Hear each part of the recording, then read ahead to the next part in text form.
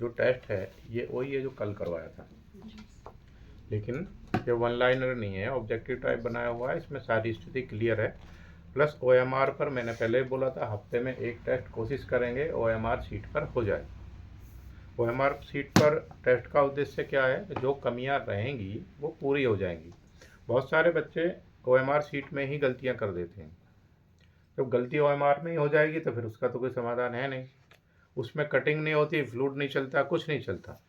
इसलिए सोच समझ करके भरिए। जब भी OMR शीट का पेपर होगा, हाईएस्ट 45 मिनट का ही कराएंगे हम, 45 मिनट की ही प्रैक्टिस रहेगी। और वन लाइनर जो टेस्ट है, अगर रिपीट है तो 25 मिनट का करेंगे। वन लाइनर नहीं है, ऑब्जेक्टिव टाइप है, OMR पर नहीं है, तो 20 मिनट में करेंगे। ठीक है, ये हमारा प्रैक्टिस का शेड्यूल रहेगा। क्योंकि अब आप सभी इन्हें याद कर चुके होंगे, अभी पता चल जाएगा इसका कि किस बच्चे ने कितनी पढ़ाई की है। अगर इसमें बच्चे 125 में से 100 क्रॉस कर रहे हैं, 100 120 तक पहुंच रहे हैं, तो उन्होंने तैयारी कर ली है।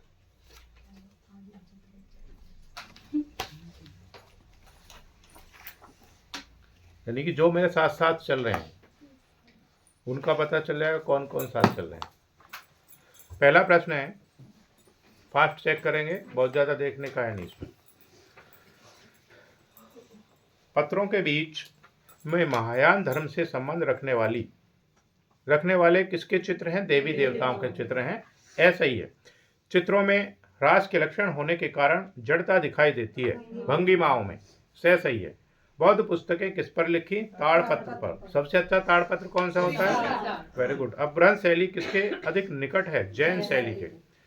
फास्ट चेक करेंगे, 700 से 1600 ईस्वी तक कौन सी चित्रकला थी? मध्यकाल। आधुनिक कलाकार सर्वाधिक महत्व किसको देता है? अमूर्त कला को। निम्नलिखित में से कौन आधुनिक चित्रकार नहीं है? अनु मलिक। निम्नलिखित में से कौन आधुनिक चित्रकार नहीं है? निम्नलिखित में से कौन आधुनिक चित्रकार नहीं है? अब्दुल समद शिराजी, रवि वर्मा, अब्दुल रहमान चौगताई। निम्नलिखित में से कौन चित्रकार नहीं है? आधुनिक हटा दो, अनु मलिक आ जाएगा फिर इसमें। उत्तर भारत में कंपनी शैली का प्रमुख केंद्र था पटना। भारत में प्रोफेसर रामचंद्र शुक्ल किस भारतीय समकालीन कला से संबंधित हैं? समीक्षावाद। कौन समकालीन चित्रकार एक फिल्म स्टार के चित्रों की प्रदर्शनी लगा चुके हैं? MF हुसैन।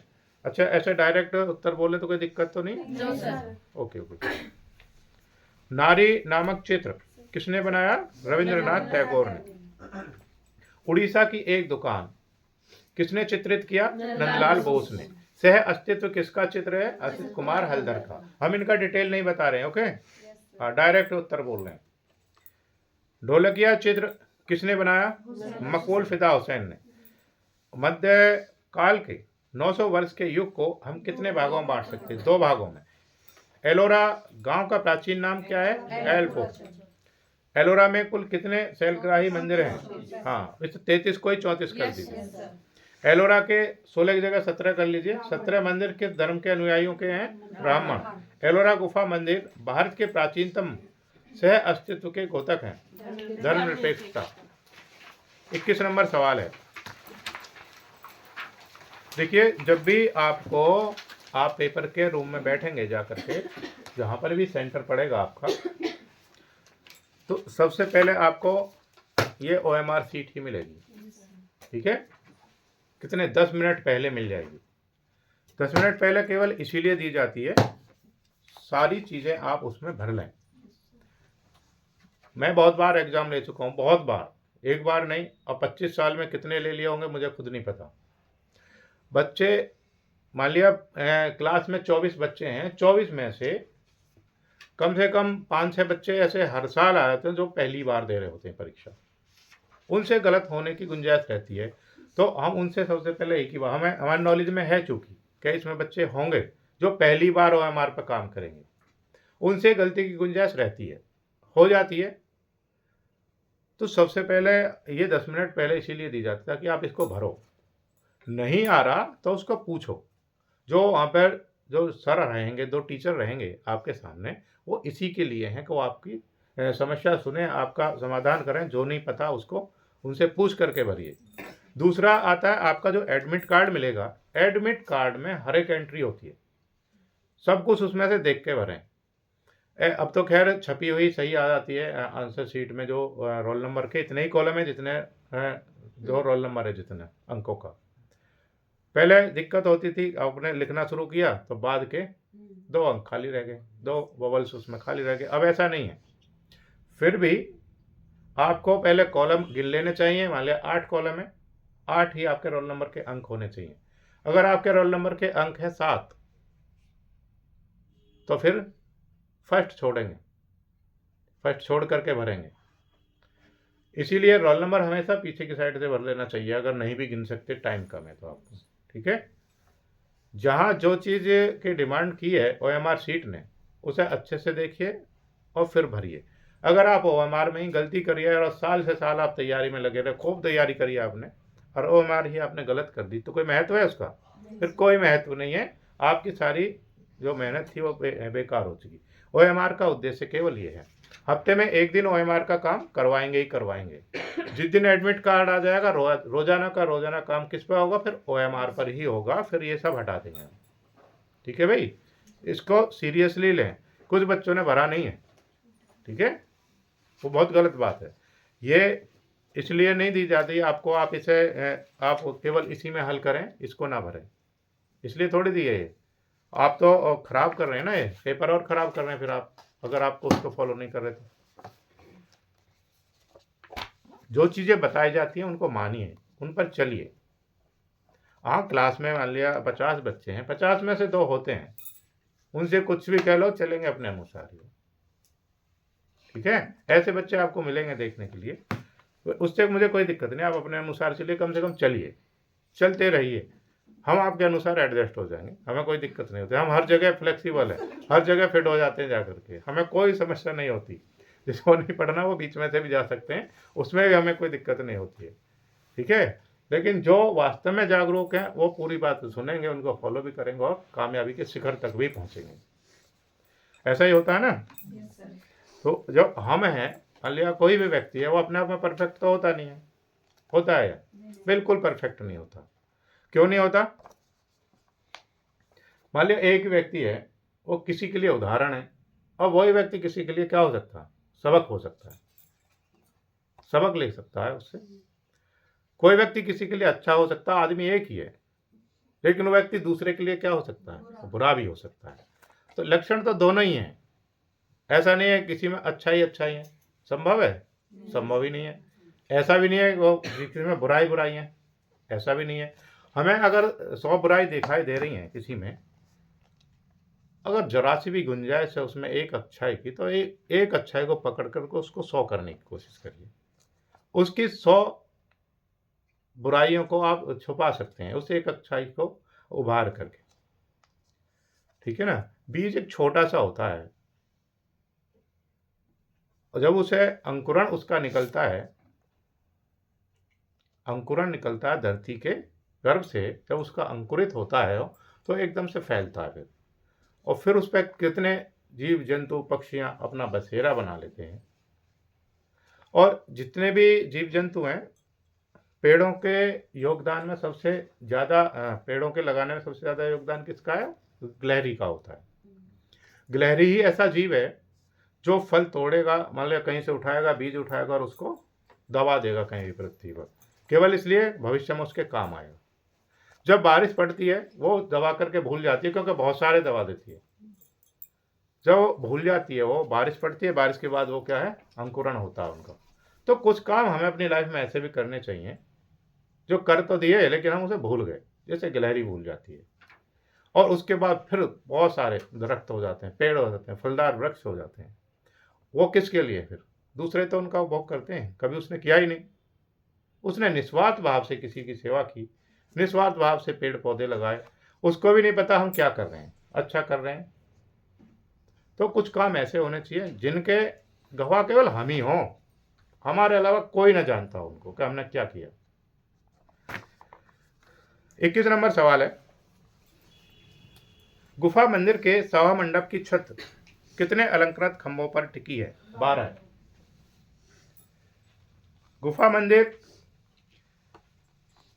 दो के अगल बगल भिक्षुओं के आवास न होकर दहलीज की दीवारों पर अंकन है बुद्ध मूर्तियों का। अवलोकितेश्वर की मूर्ति किस गुफा मंदिर में है? 6। सुतार झोंपड़ी के नाम से किस गुफा मंदिर को पुकारा जाता है? 10। तीन ताल एलोरा किस गुफा मंदिर का नाम है? ये 12 नंबर कर दिए। से को 12 करेंगे, जो फर्स्ट बार ए बे से, तो से को 12 कर देंगे। ऐसे सवाल एक दो आते हैं पेपर में जो आसपास के होते हैं, वो जैसे इसमें मिस्टेक होगी तो उसमें भी हो सकती है, मानवीय भूल हो सकती है, तो आप उसको मान लेंगे। एलोरा आपको हर उस चीज से वाकिफ कराया जाएगा जो पेपर में आता है, ठीक है, उसी तरीके से, ताकि आपको कभी भी ये ना लगे कि ये मेरे लिए नया है।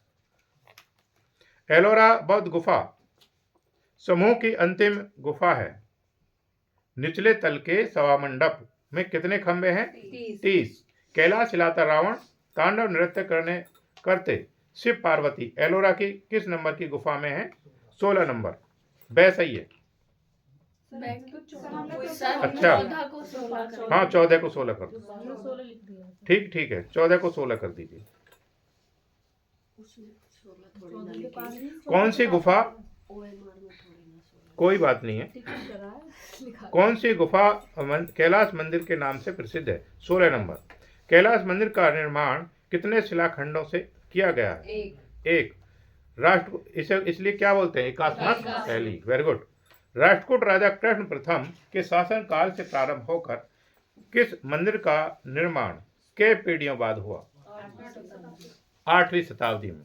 अलंकरणों में कमल वन, हाथी, मछली, पुष्प तोड़ती अप्सराएं किस मंदिर में चित्रित किए गए हैं? कैलाश मंदिर। चालुक्य मंदिरों की शैली में बना यह शैव मंदिर अपने नंदी मंडप के लिए प्रसिद्ध है। यह गुफा कितने नंबर की है? 21 नंबर की गुफा है। बंगाल शैली के कौन से चित्रकार नहीं है? अमृता शेरगिल। इनमें से अमृता शेरगिल पर निशान लगाएंगे। से कौन सा चित्रकार एक कैलीग्राफर भी है? रविंद्रनाथ टैगोर।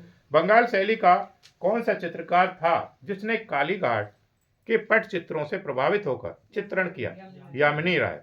सती नामक नंदलाल बसु का चित्रण किस शैली में है? वास। अब जो सती है, सती किसे कहते हैं, बताएंगे कोई? सर जो प्राचीन समय में अपने पति के साथ, अरे सती शिव जी की, जो शिव जी की पत्नी, सती प्रथा है। हाँ, वो सती प्रथा है। अब सती क्या है, एक इंटरमीडिएट में पार्ट था, उसका नाम भी सती था। अब सती भी विभिन्न विभिन्न तरीके की हो गई हैं, जैसे जैसे मतलब ये वो चला है, हाँ ट्रेंड, जैसे जैसे ट्रेंड चला तो सती का भी क्या है, रूप बदल गया। एक सती एक लेखिका थी, बेहद जो लिखते हैं, लेखिका थी, ट्रेन में सफ़र कर रही थी, किसी उसमें जाना था सम्मेलन में, वहाँ पर उसका भाषण था। वो सती प्रथा की विरोधी थी और उसी पर उसको टॉपिक मिला हुआ कि सती प्रथा पर कुछ बोल के आना हो, क्योंकि समाज सेवी थी, बेहद अच्छे से तैयार होकर के ट्रेन में बैठी थी। अगले स्टेशन पर एक सती चढ़ गई। वो ट्रेन में चढ़ी और वहाँ पर उसने रोना स्टार्ट कर दिया ट्रेन में बैठ कर के। अब रोते रोते उसने पूछ लिया, भाई क्या हुआ बहन?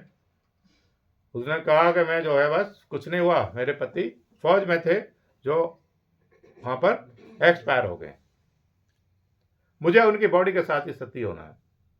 अब देखिए किस तरीके से लोग भ्रमित करते हैं।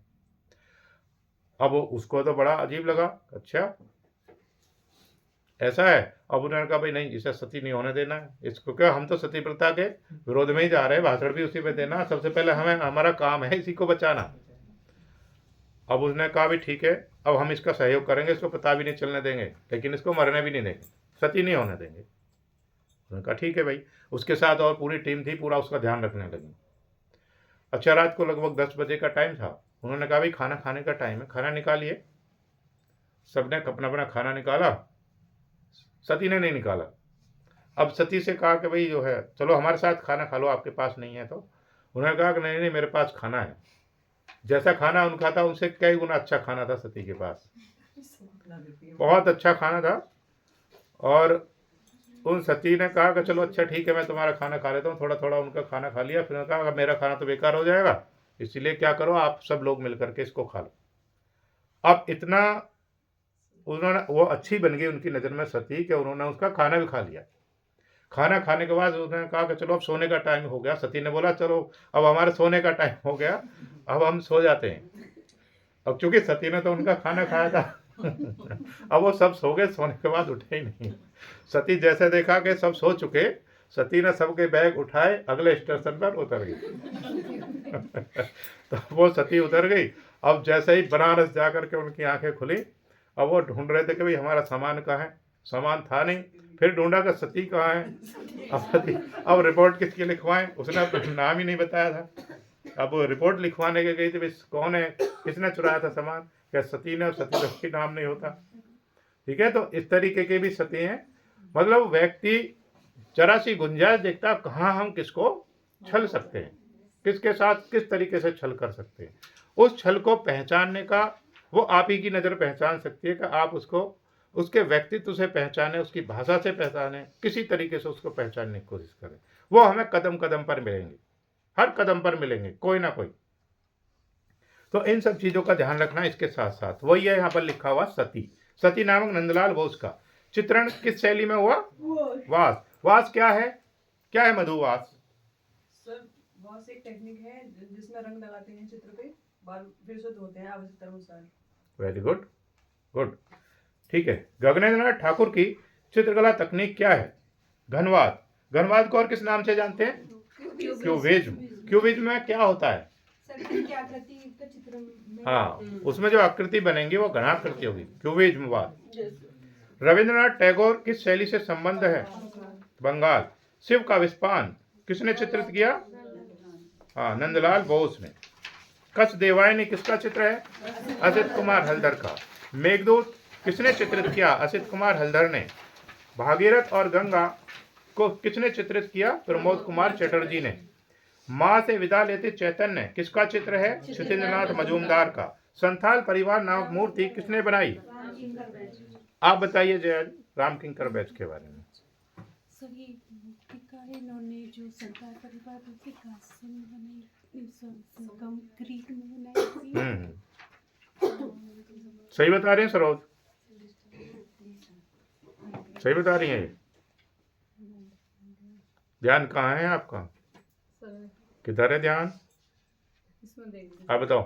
सर रामकिंकर बैच प्रसिद्ध मूर्तिकार हैं, वैसे इन्होंने चित्र भी बनाए हैं, लेकिन इन्हें जो प्रसिद्धि मिली है वो मूर्तिकार के रूप में है। हाँ, विशेष मूर्तिकार ही हैं। ठीक है, ऐसा नहीं है किसी ने मूर्ति बनाई चित्र नहीं बनाए, ठीक है, लेकिन जिस कला में वो निपुण है, पारंगत है, तो उनको वही कहते हैं मूर्तिकार हैं। तो मूर्ति में निपुण है तो मूर्तिकार, चित्र में निपुण है तो चित्रकार। प्रारब्ध किसने चित्रित किया? असित कुमार हल्दर ने। पक्षी के लिए नारी किसने चित्रित किया? गगनेंद्रनाथ टैगोर ने। यक्ष पत्नी किसका चित्र है? शैलेंद्रनाथ डे का। नेपाली लड़की नामक चित्र किसने बनाया? देवी प्रसाद राय चौधरी ने। भारतीय चित्रकार कौन है जो यूरोपीय चित्र शैली से प्रभावित हैं? राजा रवि वर्मा। रामकिंकर बैच कौन है? मूर्तिकार। वेरी गुड, मूर्तिकार। नंदलाल बोस कौन है? हाँ, ये चित्रकार। रविंद्रनाथ टैगोर कौन है? दोनों चित्रकार, लेखक, नर्तक। उपयुक्त तीनों। सर तीनों नहीं है, इसमें दोनों का ऑप्शन है, तो दोनों वाला लगा। अच्छा, उपयुक्त दोनों, ठीक है। हाँ, चित्रकार व लेखक, ठीक है।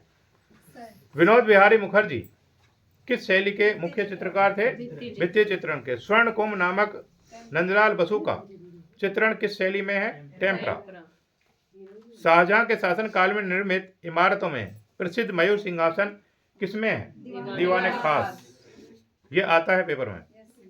परवर्ती काल के भगवान नटराज को की याद दिलाने वाले एक नंगी पुरुष मूर्ति जो धूसर पत्थर की बनी है एवं जिसके कंधे ऐंठे हुए हैं और एक पैर उठा हुआ है का प्राप्ति स्थल है चनुदड़ो।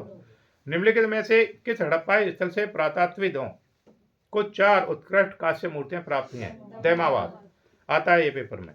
हड़प्पा सभ्यता में एक को छोड़कर शेष सभी नगरों के घरों में पार्श्व प्रवेश द्वार था। उस विशेष नगर का नाम जहां घरों में प्रवेश द्वार मुख्य सड़क पर थे। लोथल। भारत में सर्वप्रथम प्रागैतिहासिक काल कला की खोज का समारंभ सर्वप्रथम किसने किया था? अंग्रेजों ने।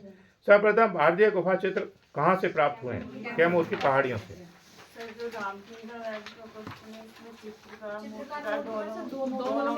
नहीं, प्रसिद्ध किस्में, केवल प्रसिद्ध किस्में, मेन किस्में वही आएगा। मूर्तिकार है तो मूर्तिकार आएगा। अगर दोनों का ऑप्शन नहीं आएगा ऐसे में। नहीं सर, जैसे इसमें दे रखा है दोनों। किसमें?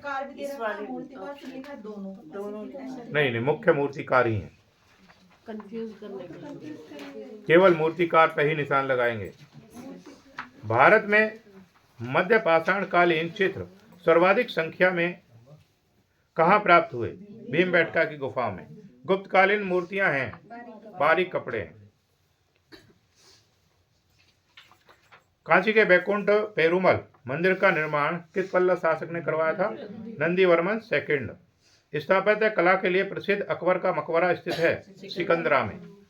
निम्न में से किस मंदिर का शिखर द्रविड़ शैली का है? तेलिका मंदिर, ग्वालियर। मद्रास में तंजौर के पास पुदुकोटा के निकट स्थित सित्तनवासल गुफाओं का निर्माण किसने कराया था? पल्लव राजा महेंद्र वर्मन तथा उसके पुत्र थे कौन? नरसिंह वर्मन ने। मुंबई के ऐहोल नामक स्थान के पास स्थित बादामी की गुफाओं का निर्माण किस शासक के काल में हुआ? कीर्तिवर्मन के शासनकाल में। बाबर द्वारा निर्मित काबुली बाग कहाँ स्थित है? पानीपत में। इब्राहिम लोदी द्वारा निर्मित सिकंदर लोदी का मकबरा कहाँ स्थित है? दिल्ली में। मौर्य काल से पूर्व की कला का इतिहास भाषा की दृष्टि से एक सादे पृष्ठ और पुरातत्व की दृष्टि से खाली अलमारी की भांति यह कथन किसका है? गोपाल कृष्ण गोखले। सांची का स्तूप किस प्रदेश में स्थित है? मध्य प्रदेश। पल्लव काल के मंदिरों की किस विदेशी लेखक ने प्रशंसा की है? वेन्सांग। हर्षकालीन सर्वाधिक प्रसिद्ध विश्वविद्यालय था नालंदा विश्वविद्यालय। सैंधव सभ्यता कालीन स्थल चनुदड़ों की खुदाई का काम किस व्यक्ति की खोज से संपन्न हुआ? अर्नेस्ट मैके।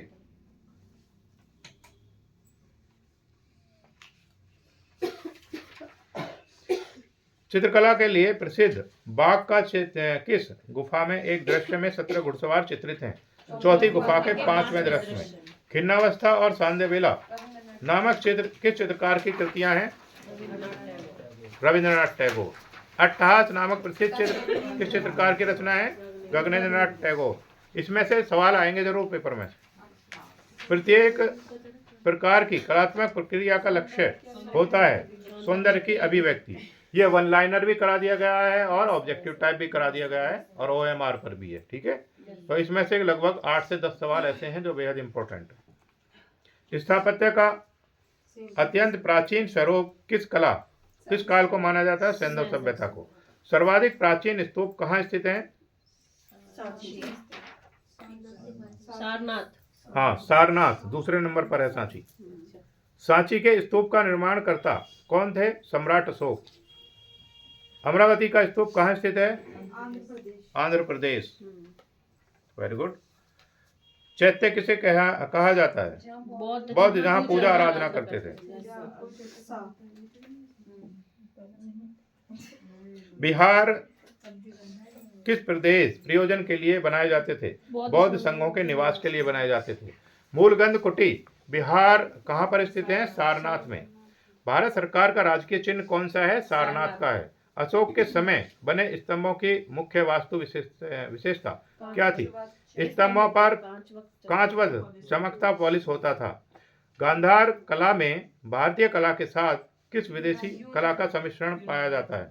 यूनानी। मथुरा शैली की मूर्तियां आसानी से पहचानी जा सकती हैं। इनके निर्माण में लाल पत्थर का प्रयोग हुआ है। 2 प्रकार का पत्थर है, दूसरा कौन सा है? सफेद पत्थर। क्या पहचान है उसकी? सफेद। हाँ, पत्थर तो कैसा रहेगा? वो लाल ही रहेगा। सर जैसे पट्टियां होती हैं। हाँ, वो पत्थर ही तो है, बलुआ पत्थर ही तो है। हाँ, तो उसमें बीच बीच में क्या है? चिंदियां होती हैं जो व्हाइट कलर की होती है, उसे चित्तीदार बोलेंगे। जहांगीर का मकबरा कहाँ स्थित है? लाहौर में। विशनदास किसके दरबार का चित्रकार था? जहांगीर के। जहांगीर की मृत्यु के साथ साथ मुगल चित्रकला की आत्मा विलीन हो गई। यह कथन किस विद्वान का है? पर्सी ब्राउन का। एतमादुद्दौला का मकबरा किस मुगल सम्राट के शासनकाल में बनाया गया था? जहांगीर के। उस्ताद मुराद किस मुगल सम्राट के दरबारी चित्रकार थे? जहांगीर के। अकबर द्वारा स्थापित बुलंद दरवाजा कहाँ स्थित है? फतेहपुर सीकरी। किस मुगल सम्राट ने अजमेर के किले का निर्माण करवाया था? अकबर ने। फास्ट इसलिए बोल रहे हैं ताकि आपको ये पता है सब पहले से, ठीक है, करा चुके हैं पहले। अकबर द्वारा फतेहपुर सीकरी में स्थापित बुलंद दरवाजे की ऊंचाई कितनी है? 176 फीट। नागर शैली गुजरात में क्या कहलाती है? लाट शैली। एक ही चट्टान का नगर शैली का मंदिर जिसकी छत संगमरमर की है कहाँ पाया जाता है? धमनार, राजपूताना। बेसर शैली के सर्वाधिक मंदिर कहाँ पाए जाते हैं? मैसूर में। मुगल स्थापत्य कला शैली का उद्भव और विकास कहाँ? ईरानी और हिंदू शैली का समन्वय का परिणाम था। डी सही है, डी। चित्रकला का अपभ्रंश शैली किससे संबंधित है? जैन धर्म। राबिया का मकबरा किस मुगल सम्राट का बनाया हुआ था? हाँ, औरंगजेब। औरंगजेब कौन था? आप बताएं, कौन था औरंगजेब? हाँ, इसने क्या किया था? मुगल कला का क्या कर दिया? पतन कर दिया था। पर्दा भित्ति किसने चलाई थी? ठीक है, हाँ जी। अब्दुल समद किस मुगल सम्राट का दरबारी चित्रकार था? अकबर का। अकबर ने चित्रकारी किससे सीखी थी? अच्छा, अब्दुल समद से सीखी थी। गुड। हुमायूं की पत्नी हाजी बेगम द्वारा हुमायूं का मकबरा कहाँ बनाया गया था? दिल्ली। किस सन में हुमायूं का जो मकबरा है ये विश्व धरोहर सूची में शामिल किया गया? 1993 में। ओके। अकबर कालीन कला शैली समन्वय युक्त तथा परिस्थितियां की उपज थी। यह कथन किस विद्वान का है? पर्सी ब्राउन।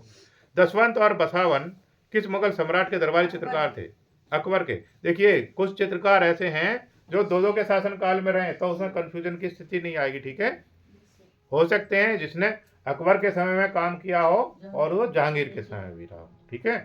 हाँ, तो ये उसमें दिक्कत में मत आइएगा। आगरा में स्थित ताजमहल किस मुगल सम्राट ने निर्मित कराया था? शाहजहां ने। अब जैसे मान लिया मैं हूं, आप भी चाहेंगे, तो कॉलेज है, कॉलेज में शासन किसका होता? प्रिंसिपल का। और वहां से कई प्रिंसिपल रिटायर हो गए, तो मैं तो वहीं काम कर रहा हूँ ना। हाँ, तो ऐसे ही राजा ये थे, इनके जो समय में जो चित्रकार थे वो कई पीढ़ियों तक भी रहे थे। इन्होंने 2 पीढ़ियों में तो काम किया ही किया था। आगरा में स्थित ताजमहल किस मुगल सम्राट ने निर्मित करवाया था? शाहजहां। उनके धर्मांधता, रूढ़िवादिता तथा दोषपूर्ण शासन नीति ने चित्रकला का मृत्युनाद बजा दिया। औरंगजेब के संदर्भ में यह कथन किसका है? किसका है? हाँ, गैरट। जमीन नामक प्रसिद्ध चित्र किस चित्रकार की उत्कृष्ट रचना है? एम.एफ. हुसैन की है। नाथद्वारा राजस्थान के पटचित्र किस शैली से संबंधित है? मेवाड़। सिख चित्र शैली के प्रमुख केंद्र थे अमृतसर तथा होशियारपुर। तंजौर का बृहदीश्वर मंदिर किस चोल सम्राट ने बनाया था? हाँ, राजराज प्रथम ने। चौकपूर्णा नामक लोक कला भारत में किस प्रांत से संबंधित है? उत्तर प्रदेश से। निम्नलिखित चित्रकारों में से कौन मुगलकालीन चित्रकार नहीं है? अमृता शेरगिल। अबुल फजल के अनुसार अकबर के दरबार में कितने चित्रकार थे? 100, या 100 से अधिक आता तो 100 से अधिक भी ठीक है। अकबर ने बीरबल का महल कहाँ बनवाया था? फतेहपुर सीकरी में। बीरबल कौन था? नवरत्नों में से एक था।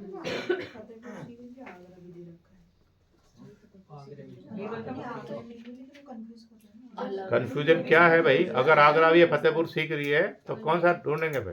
फतेहपुर सीकरी। अगर फतेहपुर सीकरी नहीं है, आगरा है, तो फिर आगरा।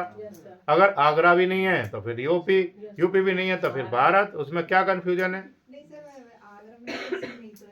नहीं, तो सही वाले पे जिस स्थिति को हमारा मन स्वीकार कर ले वो ठीक है ना। हाँ, तो उसमें कंफ्यूजन मत रहिए किसी भी सवाल में। जो कन्फ्यूजन है उसको क्लियर कर लिए तुरंत। अब आपको समय नहीं मिलेगा कि ये कन्फ्यूजन दोबारा से दूर रहें। जो पेपर की मैंने स्थिति बताई है उसको फॉलो करेंगे। जब आप पेपर देने जाएंगे तो किसी से बात नहीं करेंगे, ठीक है? हाँ, ये ध्यान रखना विशेष। नहीं, एक शब्द व्यक्ति के दिमाग को कैसा कर देता है, वो सड़ा देता है, एक ही शब्द। तो हमें ऐसे शब्द ग्रहण नहीं करने, ना आज करने, ना जीवन में कभी करने। आज भी नहीं करेंगे और जीवन में जब तक जीवित रहेंगे तब तक नहीं करेंगे ऐसे शब्दों का, ना अपने लिए ना किसी दूसरे के लिए। हमें एक दूसरे का हाथ पकड़ करके चलना है, एक दूसरे का हाथ पकड़ करके ऊपर लाना है, उसकी टांग नहीं पकड़नी, ठीक है ना? अगर हम हाथ नहीं पकड़ सकते तो हमें उसकी टांग भी पकड़ कर नहीं खींचना चाहिए। जो अपनी कोशिश कर रहा है उसको करते रहना देना चाहिए। किसी की हेल्प नहीं कर सकते तो उसको पीछे खींचने का भी अधिकार नहीं है हमारा, ठीक है? तो बोलते समय अपने शब्दों पर नियंत्रण रखें। ऐसे शब्द ना बोलें जिससे किसी को जिससे किसी को परेशानी हो। मैं भी बोल सकता हूँ, मेरे मुंह से भी निकल सकते हैं, लेकिन क्षमा भी मांग लेते हैं हम, क्षमा कर देना भाई। कभी ऐसी स्थिति आ जाती है, क्योंकि मेरा तो अधिकार है आप लोगों के ऊपर, है ना? उसे सुधारने के लिए मुझे कुछ भी कहना पड़ता है, कुछ भी बोलना पड़ता है। अकबर की नवीन शैली की सर्वाधिक सुंदर पहली इमारत थी कौन सी? आगरा का किला। शेरशाह सूरी द्वारा निर्मित सर्वप्रथम इमारत कौन सी है? शहजाराम का मकबरा। ये इंपॉर्टेंट आता रहता है। चित्रकला की दृष्टि से मशहूर सित्तनवासल की गुफाएं कहाँ स्थित हैं? तमिलनाडु। सित्तनवासल की गुफाएं किससे संबंधित हैं? जैन धर्म से। मौर्यकालीन स्तंभ कितने भागों में विभक्त हैं? 3। अशोक के स्तंभों की चौकी पर कितने पशु हैं? कौन कौन से हैं जया जी? सिंह, हाथी, बैल और उसमें से चौथा ही पूछेगा, आप बताओ। हाथी, घोड़ा, सिंह, बैल। हाँ, सीधी सी बात है। 3 दिए हुए होंगे, चौथा पूछेगा। ऐसा ही सवाल आता है ये। अगर आपको 3 याद है तो फिर चौथा कैसे बताएंगे आप? बैल याद था, घोड़ा थोड़ा कंफ्यूज। अच्छा, नहीं, कंफ्यूजन की स्थिति नहीं है। पीछे रखा हुआ है, वो कहाँ गया? पीछे रखा था मैंने, रखा है ना, उसमें मैंने दिखा भी दिया था आपको, और मैंने बोर्ड पे भी आपको दिखा दिया था। लाइट नहीं आ रही, नहीं अभी और दिखा सकते थे। ताजमहल का आर्किटेक्ट वास्तुकार कौन था? मोहम्मद ईसा या उस्ताद अहमद लाहौरी। अब्दुल हमीद लाहौरी नहीं बोलेंगे। ये 125 सवाल है भाई, इंपॉर्टेंट है, अच्छे से चेक करिए, इनको याद करिए।